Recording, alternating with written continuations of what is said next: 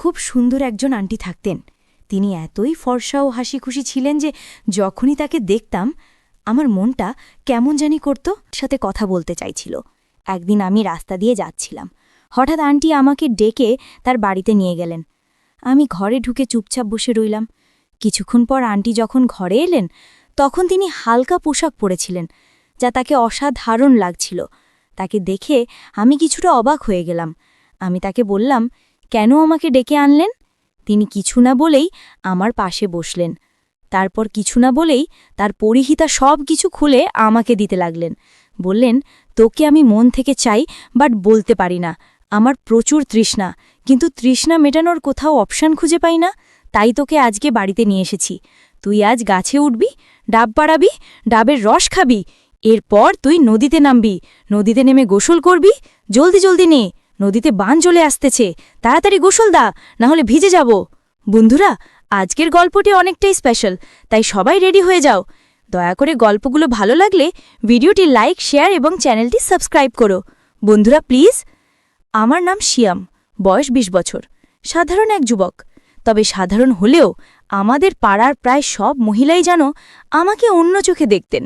প্রায় সবাই ছোটখাটো কাজে ডাকার জন্য আমায় খুঁজতেন। আমি যতবারই বাড়ি থেকে বেরোতাম কোথাও না কোথাও থেকে একটি ডাক আসত, শিয়াম একটু এদিকে আসো, আমাদের একটু সাহায্য দরকার। আমি এসব কাজে অভ্যস্ত হয়ে গিয়েছিলাম, যেন এক ধরনের আনন্দ খুঁজে পেতাম।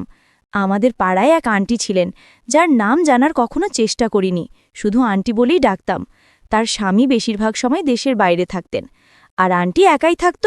মাঝে মাঝে পাড়ার লোকেরও তাকে নিয়ে নানা কথা বলতো, কিন্তু আমি কখনো সেসব নিয়ে মাথা ঘামাতাম না। একদিন দুপুরে যখন আমি বাড়ি থেকে বেরোচ্ছিলাম, তখন আন্টি আমাকে ডেকে তার বাড়িতে নিয়ে গেলেন। তার কাছে যাওয়ার আগে আমার মনে একটু দ্বিধা ছিল, তবে ভাবলাম পাড়ার অন্যান্য মহিলারাও তো আমায় প্রায় কাজে ডাকে, আন্টিও হয়তো কিছু জিনিস আনতে বলবেন। আমি যখন তার দরজার কাছে পৌঁছলাম, তিনি হাসি মুখে বললেন, শিয়াম, তুমি কি আমার জন্য কাছের দোকান থেকে একটা ডিভিডি আনতে পারবে? প্রথমে আমি অবাক হয়ে গেলাম, ভাবলাম এই যুগে ডিভিডি কেন? তবে বিষয়টি বেশ মজারও লাগলো। মনে হচ্ছিল সবকিছু যেন একটু অন্যরকম ছিল। আমি ধীরে ধীরে এক অদ্ভুত পরিস্থিতির মধ্যে জড়িয়ে পড়ছিলাম। সন্ধ্যা নামতেই আমি ডিভিডির দোকানের দিকে রওনা হলাম। সেই দোকানটা আমার এক বন্ধুর, তাই মনে হলো হয়তো সে আমাকে একটু সাহায্য করবে। দোকানে পৌঁছে আমি বন্ধুর কাছে ডিভিডি প্লেয়ার চাইলাম। কিছুটা দ্বিধা করার পর সে বলল, ঠিক আছে, তবে একে ফিরিয়ে দেওয়ার দায়িত্ব কিন্তু তোমার। আমি তার শর্ত মেনে নিলাম, কারণ আমি চাইনি আন্টিকে হতাশ করতে।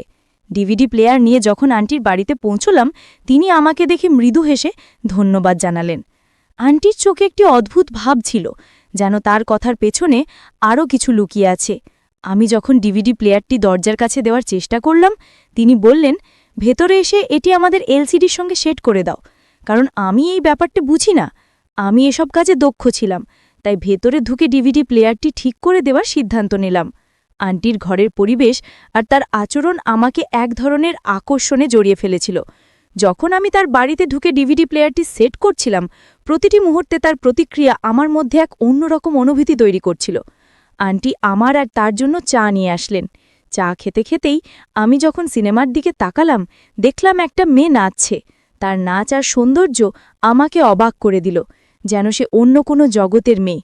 চা কখন শেষ হয়ে গেল তা আমি টেরই পেলাম না। এরই মাঝে হঠাৎ দেখলাম আন্টির ১৮ বছর বয়সী সুন্দর ফুটফুটে মায়ামি কন্যা টিউশন থেকে বাসায় ফিরল। তাকে দেখে আমার মনের মাঝে এক অদ্ভুত অনুভূতি হলো। আমি অবাক হয়ে গেলাম, কারণ এর আগে আমি কখনো আন্টির মেয়ের কথা শুনিনি বা জানিও না। যখন প্রথমবার তাকে দেখলাম, তার সৌন্দর্য আমাকে মুগ্ধ করে দিল। আমি একটু অজুহাত দেখিয়ে বললাম, আচ্ছা আন্টি, এখন আমি বাড়ি যাই। আন্টি হেসে বললেন, আরে এত তাড়াহুড়ো কেন?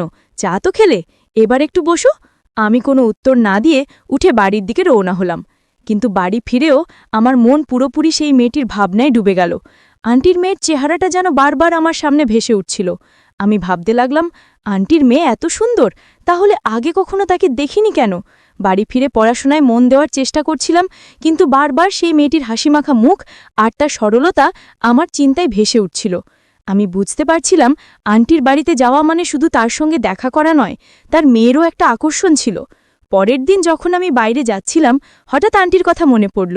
আমি জানতাম না কবে আবার তার সঙ্গে বা তার মেয়ের সঙ্গে দেখা হবে, কিন্তু এক জিনিস নিশ্চিত ছিল, এবার আমি আরও বেশি উৎসাহী হয়ে পড়েছিলাম তার বাড়িতে যাওয়ার জন্য। এটা শুধু তার কাজ করার কথা নয়, বরং একটা অদৃশ্য টান ছিল যা আমাকে তার দিকে নিয়ে যাচ্ছিল।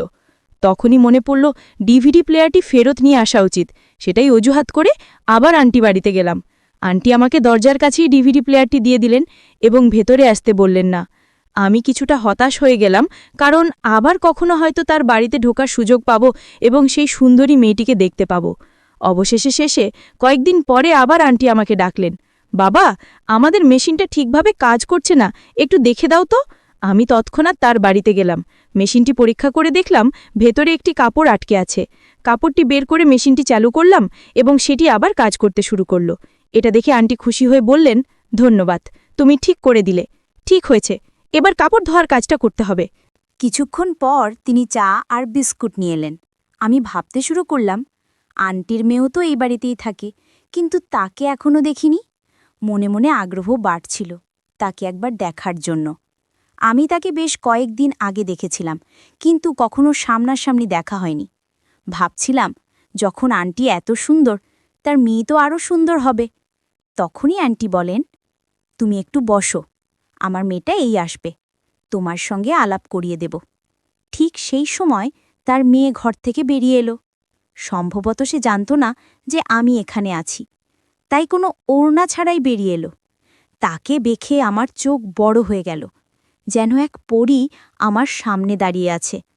তার ভেজা চুল দেখে মনে হলো সে এক্ষুনি স্নান করে এসেছে। সে একটি গোলাপি রঙের পোশাক পরেছিল, যা তাকে একেবারে অপসরার মতো লাগছিল। আমি তাড়াতাড়ি উঠে দাঁড়ালাম। আন্টি তার মেয়েকে বললেন, এটা আমাদের প্রতিবেশী সিয়াম, খুব ভালো ছেলে, অনেক কাজে সাহায্য করে আমাকে। এটা শুনে তার মেয়ে আমাকে একটু দেখে নিল এবং আবার নিজের ঘরে চলে গেল। আন্টি বললেন, ও অপরিচিতদের সঙ্গে বেশি কথা বলে না, ছোট বয়সেই অনেক কষ্ট পেয়েছে ও। এরপর কথায় কথায় আমি তার স্বামীর কথা জানতে চাইলাম। এই প্রশ্নে তিনি কিছুটা অস্বস্তি বোধ করলেন, একটা দীর্ঘশ্বাস নিলেন, তারপর বললেন, উনি গত 10 বছর ধরে বিদেশে আছেন, তবে কখনও আর ফিরে আসেননি। উনি প্রতি সপ্তাহে টাকা পাঠান, তাই আমাদের কোনো কিছুর অভাব হয় না। আন্টি বলতে শুরু করলেন, তবে আমার একটাই মেয়ে আর আমার স্বামীও বিদেশে আছেন, তাই বাড়িতে একজন পুরুষের উপস্থিতি সবসময় মিস করি। যদি আমাদের বাড়িতে এমন একজন থাকত যে সব বাইরের কাজগুলো করে দিত। তার কথাগুলো বলার সময় মুখে এক ধরনের অসহায়ত্ব দেখা যাচ্ছিল। কেন জানি না, সেই মুহূর্তে তার জন্য আমার মনে খুব মমতা জন্মালো। তাই আমি বললাম, আপনি চিন্তা করবেন না, যখনই কোনো কাজের দরকার হবে আমাকে ডেকে নেবেন, আমি সব সময় সাহায্য করতে প্রস্তুত। আমার প্রচুর সময় আছে, আমাকে আপনি আপনের মতোই ভাবতে পারেন। আমার কথায় আন্টি খুব খুশি হলেন। এরপর থেকে আমি প্রায়ই আন্টির বাড়ির আশেপাশে ঘোরাঘুরি করতে শুরু করলাম, আর তিনিও বাইরে এসে দাঁড়াতেন। যখনই তিনি আমাকে দেখতেন তখনই বলতেন, সিয়াম, একটু এদিকে এসো তো, আমাকে আটা এনে দাও বা একটু দুধ নিয়ে আসবে। আমি সব সময় দ্রুত তার কাজগুলো করে দিতাম। একদিন আন্টি আমাকে ডেকে বললেন, সিয়াম, একটু বাজার থেকে সবজি নিয়ে আসো তো, মেয়ের জন্য বিশেষ কিছু রান্না করতে ইচ্ছা করছে। আমি তৎক্ষণাৎ বাজারে গেলাম। সবজি নিয়ে ফিরে আসার সময় দেখলাম তার মেয়ে রান্নাঘরে। সে চুপচাপ রান্না করছিল। তার প্রতিটি কাজ খুব যত্নশীল আর শান্তভাবে করছিল। আমাকে দেখে হালকা একটা হাসি দিল, যা আমার মন ছুঁয়ে গেল। সে খুবই কম কথা বলতো, কিন্তু তার চোখগুলো যেন অনেক কিছু বলে দিত। একদিন আমি যখন আন্টির বাড়িতে গেলাম, তিনি আমাকে চায়ের জন্য ডেকে নিলেন। বললেন, সিয়াম, আজ তোমার জন্য বিশেষ চা তৈরি করেছি, এসো বসো। আমি তার সঙ্গে বসলাম এবং আমরা নানা বিষয়ে গল্প করতে থাকলাম। আন্টি এখন তার পরিবার এবং নিজের জীবনের গল্প বলতে শুরু করলেন। তিনি জানালেন তার মেয়ের নাম তানিয়া, আর সে তার বাবার খুব কাছের ছিল। যখন তার বাবা বিদেশে চলে গেলেন, তখন তানিয়া তাকে অনেক মিস করত এবং ধীরে ধীরে নিজেকে গুটিয়ে নিতে শুরু করল। আন্টির কথা শুনে তানিয়ার প্রতি আমার সহানুভূতি আরও বাড়ল।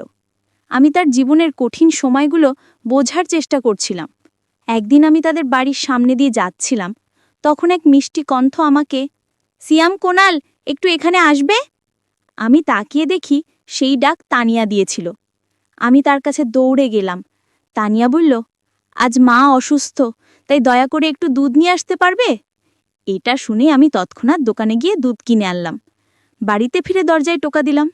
তানিয়া দরজা খুলল। আমি বললাম, দুধ নিয়ে এলাম, এই নাও।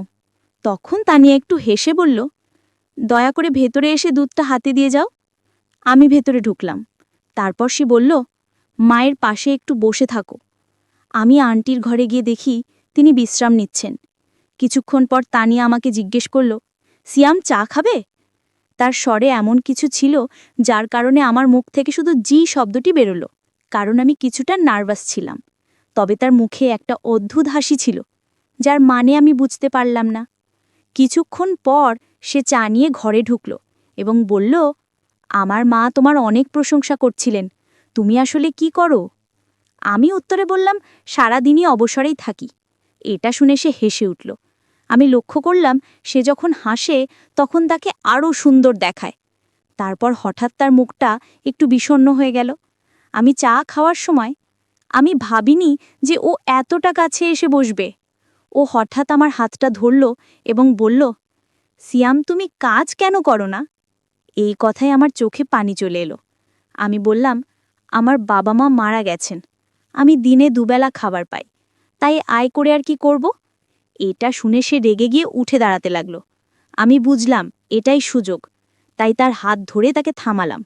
সে তখন বলল, সিয়াম তুমি বিদেশে চলে যাও, সেখানে গিয়ে অনেক টাকা উপার্জন করো, তারপর নিজের ঘর বানাও এবং বিয়ে করো।